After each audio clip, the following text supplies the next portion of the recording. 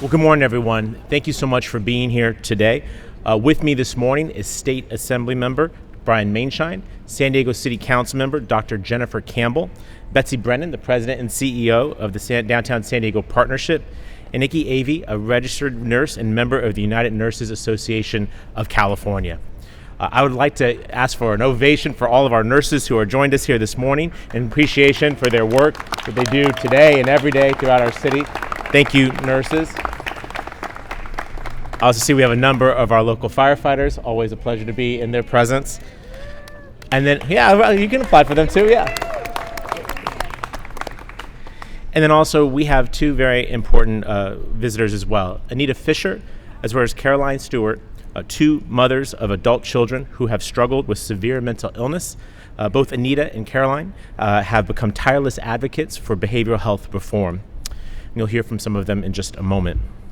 Throughout my time in public office, and even before that, I have believed strongly that California must do more on mental health. It's a crisis that is ever present and ever visible, and yet we don't talk about it that much, not nearly enough. We see it absolutely every single day on streets across the city, across the state, and across this country. Homeless individuals desperately in need of intervention and access to care. We see it in families who have nowhere to turn when their loved one cannot care for themselves. We cannot and we should not turn a blind eye to this crisis. Right now, there is an opportunity to take decisive action that will get those who need the help and care to get the help and care that they need. That solution is Senate Bill 43. This bill will reform our state's conservatorship laws and is currently on the governor's desk. Today, we have come together to respectfully ask our governor to sign Senate Bill 43 into law.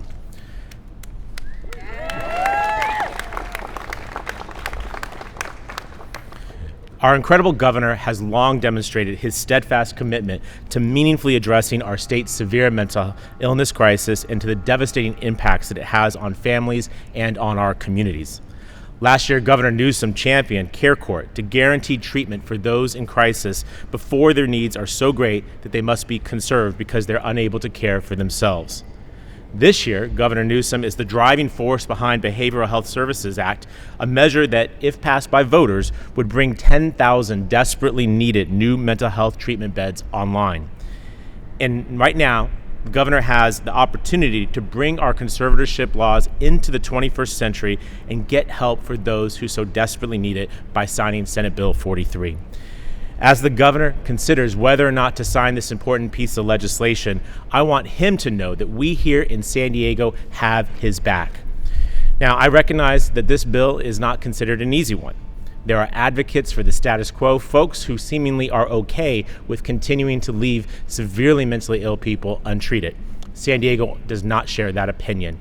We want to see a disruption of the status quo. We want to see the governor sign Senate Bill 43 into law. So, Governor, we are here to support you, and we are here to encourage you to make history and to change, and more importantly, save a lot of lives. And here's the thing. I want San Diegans to understand why this is so important. Present-day conservatorship laws only allow involuntary holds when a person cannot provide for their food, shelter, or clothing needs. Senate Bill 43, which is authored by my friend Senator Susan Eggman from Stockton, California, expands eligibility for conservatorships to help people who cannot manage their medical care or their personal safety. Senate Bill 43 also includes substance use disorder as an applicable condition that can qualify someone for conservatorship if that disorder makes a person incapable of making decisions, allowing them to remain housed, in treatment, and safe. My fellow California big city mayors, nurses like those you see here today, as well as psychiatrists, behavioral health professionals, firefighters, EMTs, paramedics, we all stand together in agreement. Let's change the status quo. Let's ensure that mentally ill people are not left to languish on our streets. Let's break the cycle of continually sending these very vulnerable and sick individuals perennially through our hospital emergency rooms and into our criminal justice system. Let's recognize that this is not a call. Let's recognize that this is not a call about infringing on personal liberties, but instead a call to expand compassion, support, and treatment, and most of all, to save lives. Governor Newsom, take the next big step forward in fixing California's broken behavioral health system, please sign Senate Bill 43 into law.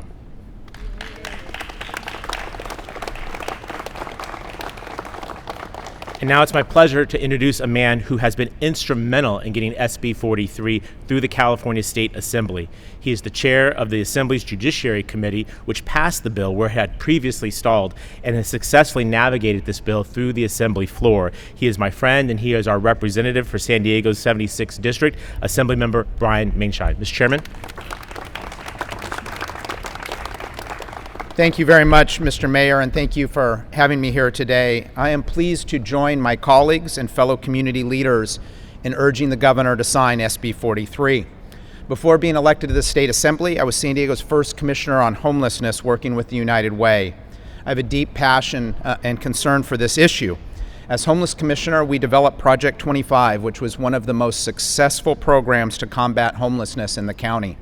In developing that project, I went out into the field to encampments on the streets and down amongst the riverbeds and spoke directly with individuals experiencing homelessness, trying to connect them with housing and with services. Throughout this work, I saw how prominent mental health and substance abuse issues are amongst the homeless population. Obviously, there are a lot more factors than just mental health and substance abuse that contribute to homelessness, but this population in particular are some of the most frequent users of city, county, and community health care services. The situations for so many of these individuals has deteriorated to the point that they know they are sick and they know that they need help. When I was doing this work, we did not have this tool available for this population, and it really would have made a tremendous difference. The current system is not working. The status quo is incarceration, homelessness, and death. It is not humane to leave people to suffer and to die on the streets.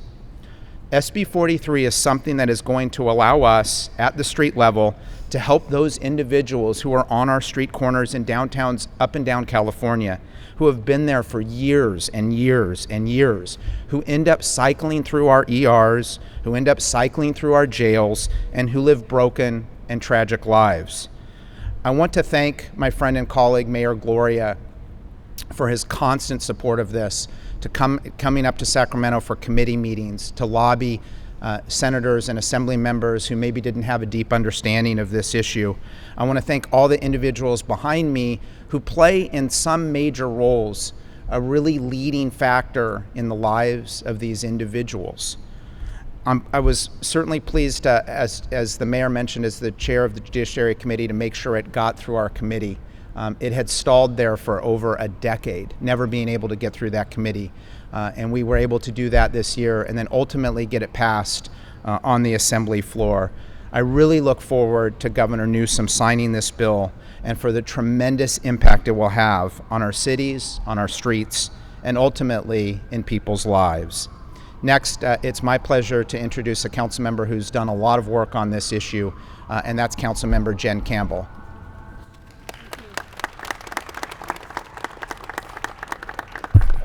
Thank you so much. As a family physician, I'm very familiar with this issue. And I must say, I think many Americans have this issue within their families, and it's definitely time we address it. We'll take a siren pause. Our country has for many decades had a large problem of not taking care of people with psychiatric diagnoses.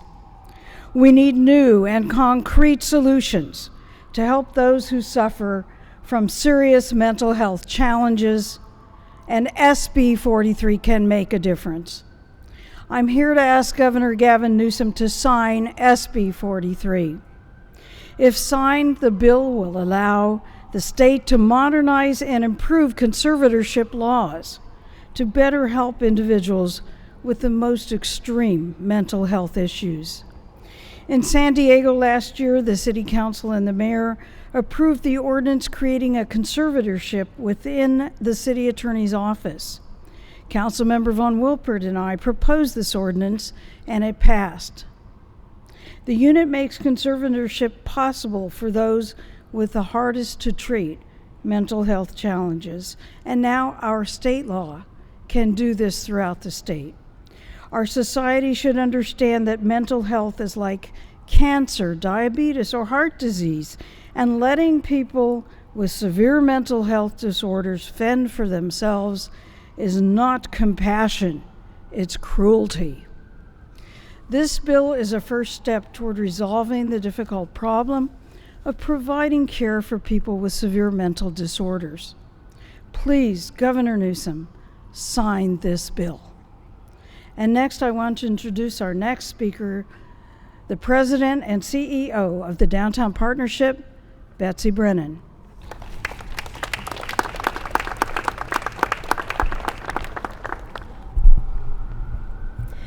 Good morning. My name is Betsy Brennan, and I'm President and CEO of the Downtown San Diego Partnership.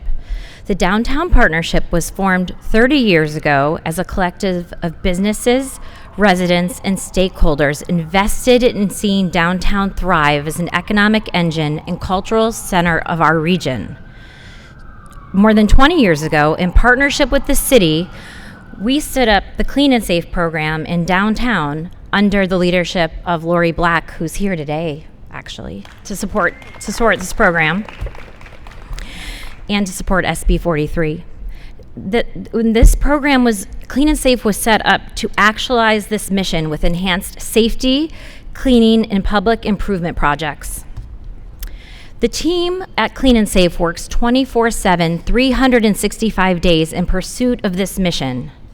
But roadblocks such as chronic behavioral health episodes and the crisis of homelessness create significant challenges for San Diego. Even with the continued support from our city and the growth of our team just this year to 16 people on our unhoused care team, we continue to have roadblocks. We have proudly housed more than 3,500 people in downtown since 2017. 3,500 people since 2017. But we are faced with the reality of trying to help individuals who are unable to care for themselves. We have their family come, and we do not have the tools to help those people right now. Individuals who, despite the care and expertise of our team and the willingness of their family to lean in, they greet those attempts from us to help them by spitting on our team, spitting on us, hitting us, swinging at us, spraying us with mace, attacking us with machetes and knives and other things. And they don't, in many cases, have the mental capacity to know that they are harming us. I am here this morning to share that downtown residents, employees, visitors, and business owners are done shouldering the lasting impacts of unfairly untreated behavioral health needs. People need help. The people who have been left to struggle on sidewalks, in storefronts, parked in driveways, or camped in paths of travel for our school children and are accessibly challenged or in front of homes, they deserve better than what we are giving them in California. Make no mistake, our advocacy within this crisis remains solutions-oriented and human-centered, always. It is a disservice amidst this frustration to let individuals live with such unsupported needs while resources and solutions are very much within reach in California. I want to thank our mayor and the people that are here today to support SB 43 for organizing, and I want to thank the mayor for organizing us here today, and for the work he is doing with the Big City Mayors Coalition in Sacramento to advocate for this legislation. On behalf of our 12,000 property owners and our 400 members of the Downtown Partnership, we are calling on Governor Newsom to sign Senate Bill 43. Thank you very much. And with that, I want to introduce you to Nikki Avey with United Nurses Association of California.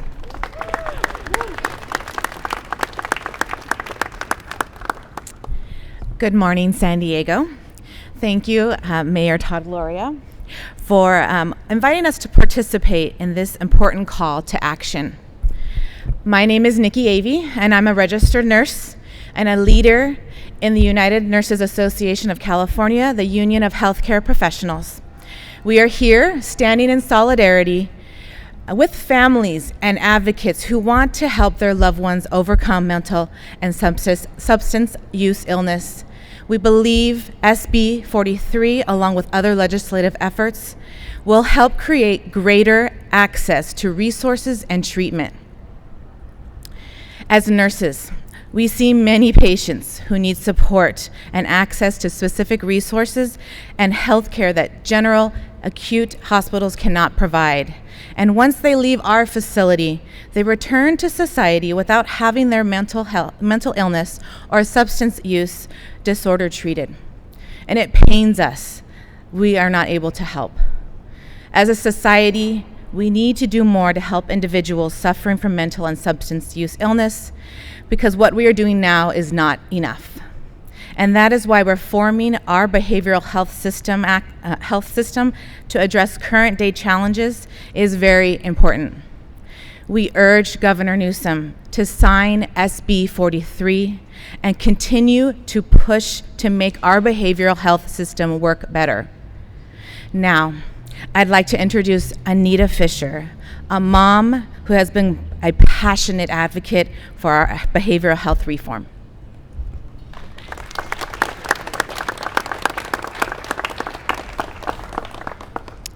Thank you and good morning. Thank you, Mayor Gloria, for allowing me to share today.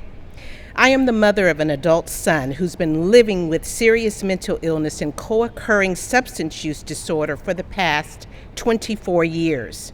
At various times, my son has lived on these streets right around here, using street drugs and alcohol to quiet his mental illness symptoms, periodically getting arrested and spending more time in jail and prison than he ever has in a hospital. Like many people with untreated mental illness, my son didn't know he needed help, and this is where the suffering begins. We often knew where he was but could not convince him to seek care. We tried to get him into involuntary care to compel his treatment, but we were told he didn't meet the criteria for being gravely disabled. Despite repeated calls and incidents that left him cycling between the streets, jails, and prisons, the state laws and our behavioral health system didn't seem to deem him sick enough. It never gets easier watching someone you love suffer living on the streets or visiting them behind bars while they're still in the throes of their condition. There were times we saw him so sick in his symptoms, I would feel so distraught as a mother that I would wonder if he was better off leaving this world.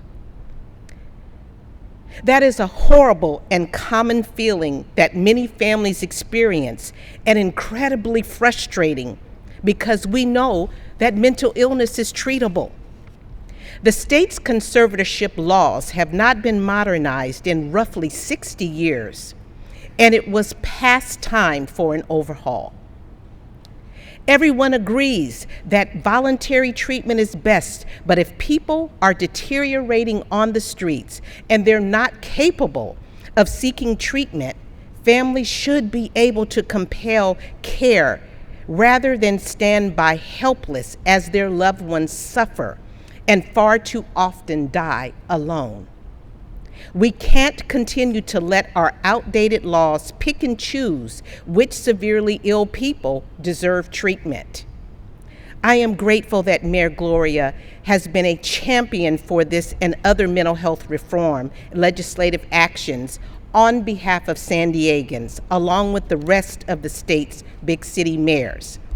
With a mother's heart, I respectfully ask Governor Newsom to sign Senate Bill 43.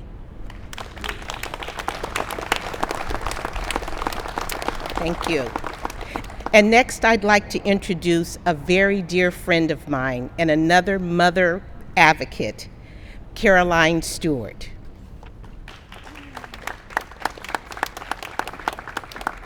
This is off topic, but I want you to know, Anita and I have been working with NAMI, the National Alliance for the Mentally Ill, and a New Path, Parents for Addiction Treatment and Healing, running a support group for parents such as ourselves with adult children with co-occurring disorders. That means substance use disorders and psychiatric illness. So it's an honor. It was a surprise today to find out that we were friends, so we got invited independently, and that's a real honor, I think, to Anita.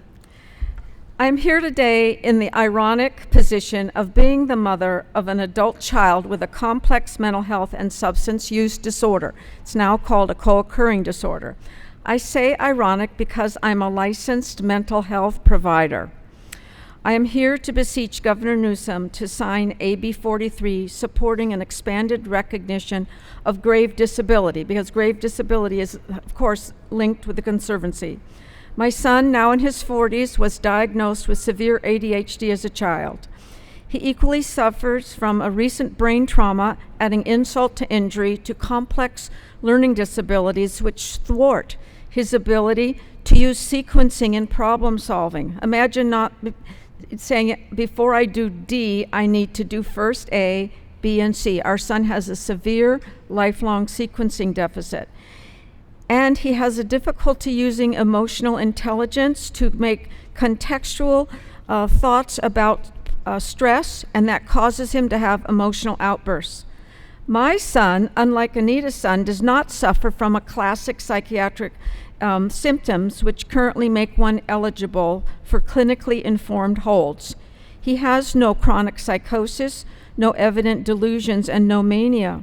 Sadly, what he does suffer from is terrible gross disorganization and severe emotional dysregulation, where he loses his temper easily, and sometimes he starts to grieve and sob.